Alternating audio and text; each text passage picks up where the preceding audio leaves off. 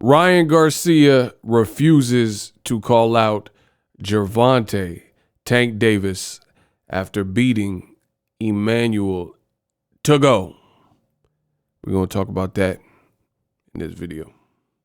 Sooner rather than later, there's a lot of buzz about a fight potential between you and Tank Davis before the end of the year. Is that a fight you think you're ready for, or do you think you need one more fight with your new trainer before you get there? You know, in the past, I'm always with the call-outs, but I've grown and I'm matured, and I'm going to let my team handle it. I'm going to let all my coaches and everybody, and when it's on, it's on. But as of right now, I'm going to trust my team, and we're going to move forward. It's way more fun with the call-outs. I know it's fun, but it's unrealistic. You know, I don't want to lie to the fans. I think that's happened enough, and I'm not about to do that to y'all. It is what it is. When we fight, we fight. Congratulations, Ryan, and welcome back.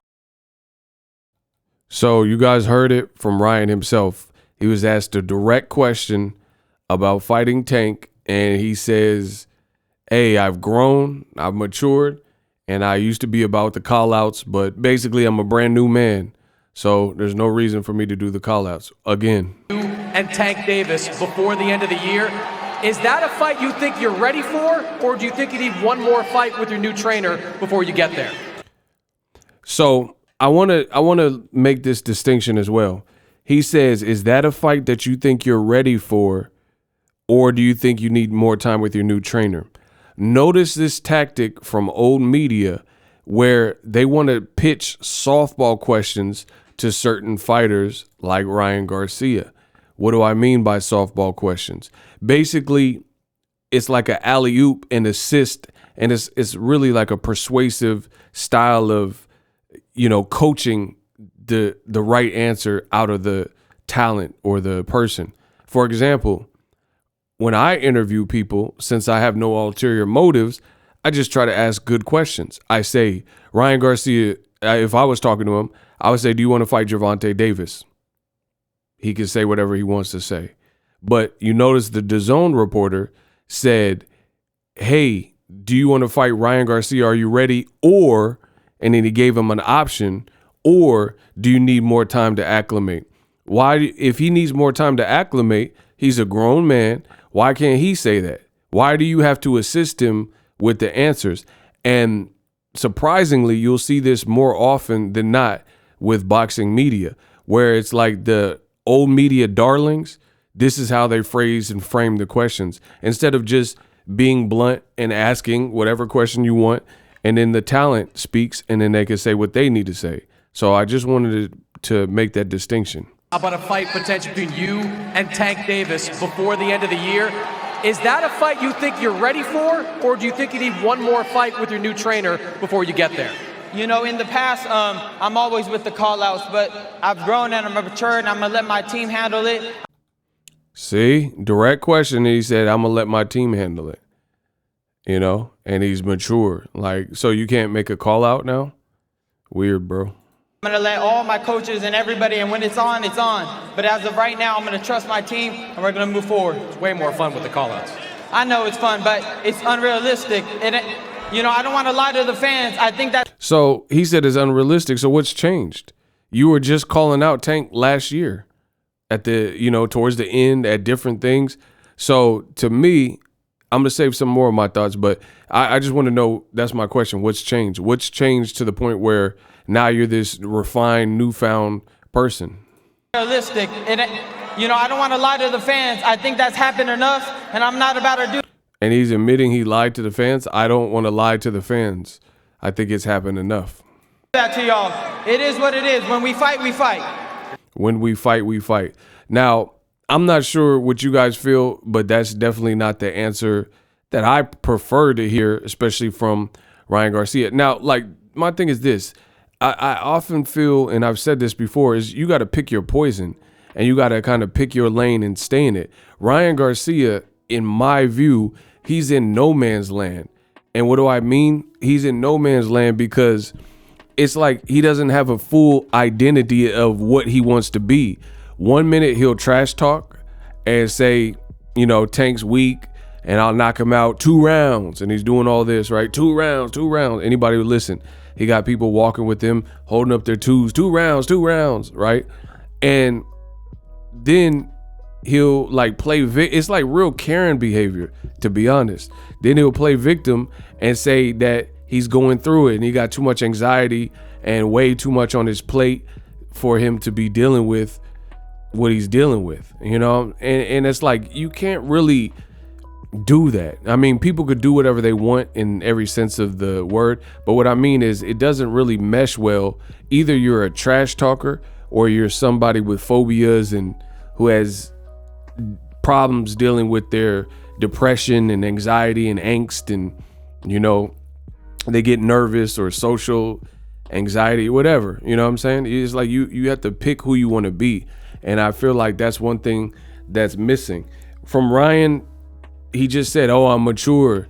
What's changed?" So that, to me, that means his coach or a golden boy or maybe a PR person, somebody, it sounds like they've gotten his ear and said, "Hey man, you got to chill out." Because what would cause a guy to go from vicious call outs and, "Hey, I'm gonna knock you out in 2 rounds," to all of a sudden you just beat Emmanuel Togo, which some people kind of expected more given that your opponent was 33 years old. And he, like, literally, Ryan Garcia looked huge next to, like, when round 1, when they were like facing off and stuff, I'm like, man, Ryan looks significantly bigger than this dude, right? And through it all, you know, people kind of expected that knockout from a guy that's inactive, that you tower over, you're way bigger than, etc. Like, I mean, you guys can see from some of these pictures, Ryan's just way bigger than the dude, you know what I mean? And he's known for his speed and power. So, you know, it is what it is. He was coming off a layoff too, but for him to do all this and say, "Hey, I'll fight you right now," and you know, we can scrap right now, I think all in all, people expected more. And then post-fight, you have this $1 million question asked about Gervonta Davis, who you incessantly called out, and then now all of a sudden you're too good for a call out. So I think someone got in Ryan's ear, or reality's kicking in that he's not ready for Tank, you know? And for me, I would have just preferred his team to say that from the beginning, but that's not what's happening. You got Oscar De La Hoya, who was using Tank's name to market the fight, right? TMZ, right there, boom. TMZ. What does that say? De La Hoya says he wants to sign Gervonta Davis and make a fight with Ryan Garcia. De La Hoya says Tank Davis and Ryan Garcia does 1 million pay-per-views. And it's sad that we live in a boxing, and I'm gonna address the elephants in the room. It's sad that we're in the space of boxing where old media just can't keep it real. They have all these lies and, you know, all these games where you have Ryan Garcia and Teofimo, who both said they were bigger than Gervonta Davis, bigger stars, in separate interviews. And then you see that's not the case. Tank, Showtime just announced Tank did 30,000. Tank did 30,000 ticket sales already, right? Ryan Garcia, his weigh-in looked a little bit dry, and I got a separate video coming about that. His performance, some people thought it was lackluster, but needless to say, he's not a bigger star than Tank. So, like I said, I'll address the elephant in the room. I'm like Bernie Mac at this boxing. I ain't scared of you mother uckers. I say what you think and you afraid to say. So Ryan looked all bulked up and stuff. People expected more from his performance. And if you were the A side over Tank, why do you have to, and your team have to constantly use Gervonta Davis's name for your fight week? Notice Tank Davis, him and Rolly put on 2 impressive or entertaining press conferences. They didn't even have to mention Ryan Garcia unless like a media member or something asked him, but I didn't see nothing. All the entertainment came from, "Hey, you trash Booker T," and the actual back and forth banter from the 2 fighters. But every time Ryan fights, they keep asking about Tank, and then now Ryan don't want to call out Tank. It just is weird. And I think Ryan, they have to figure out an identity. They were saying he was breaking everybody's noses and jaws in sparring camp. What happened on fight night? You fought a guy who older than you, smaller than you, average power at best, 50% knockout, and you know, you let him off the hook.